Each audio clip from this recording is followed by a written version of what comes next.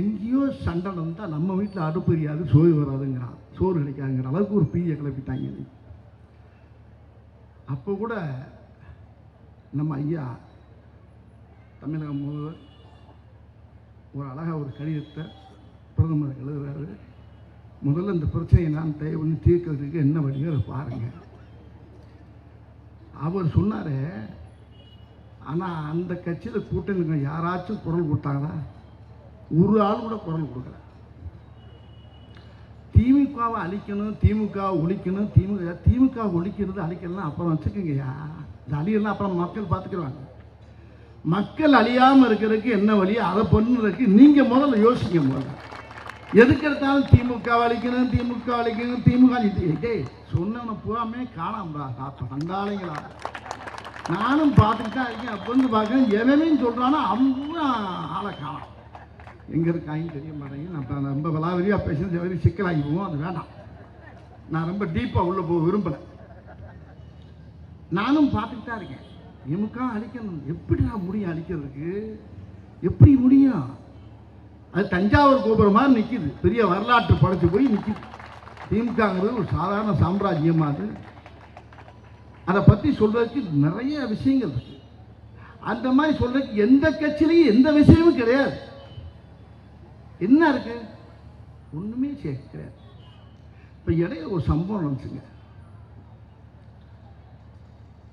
திடீர்னு எல்லாருடைய அக்கௌண்ட்லையும் ஒரு 5000 ரூபாய் போட்டாரு. மக்களுக்கெல்லாம் வந்து ரொம்ப அதிர்ச்சி. இந்த திமுக அழியணும் சொன்னான் பாருங்க, அது நல்லா அசந்து தூங்கி இருந்தவனுக்கு காலை போய் யாராவது சொல்லிட்டாங்க, 5000 போட்டாங்களா? ஏன்டா?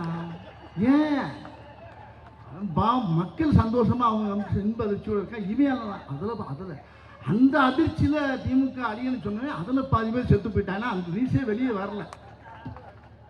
இன்னும் அவன் பாட்டுக்கு இஷ்டத்துக்குண்டா 5000 போட்டு விட்டான். இதுக்கு இது என்ன பிரமாதம்? இதை விட இன்னும் நிறைய இருக்குடி மாப்பிள்ளை, இன்னும் நிறைய இருக்கு. நீ எக்கச்சக்கமான விஷயம் பண்ண போற. அவர் சாதாரண ஆள் நினச்சிக்கிட்டு இருக்காங்க எல்லாரும். தமிழக முதல்வர் ஐயா ஸ்டாலின் அவர்கள் வந்து அப்படியே சாதாரணமாக தான் இருக்காரு. இன்னும் நினைக்கிறாரு கிடையாது. நீங்கள் என்ன வேணாலும் பேசு, என்ன வேணாலும், ஏன்னா பேச வேண்டிய வசனத்தை பூரா மேடெல்லாம் பேசி ஆகணும், பேசிக்கிட்டே இரு. ஆனால் செயல்பாடுகள் இருக்க ஒரே ஒரு கட்சி திமுக தான்.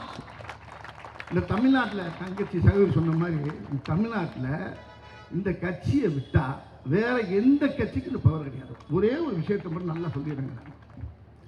ஒரு விஷயத்த சொல்லிடுறேன். நீங்கள் நம்ம ஆட்சி திமுக ஆட்சி இது இல்லாமல் கொஞ்ச நேரம் கற்பனை பண்ணி பாருங்களேன், தமிழ்நாடே அழிஞ்சிடும்.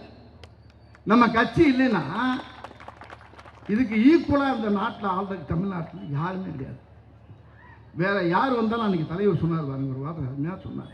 ஒரு வார்த்தை சொன்னார், அதாவது வேற கட்சின்னு நினச்சிங்கன்னா நம்ம போட்ட திட்டங்கள்லாம் காலி ஆகிடும்.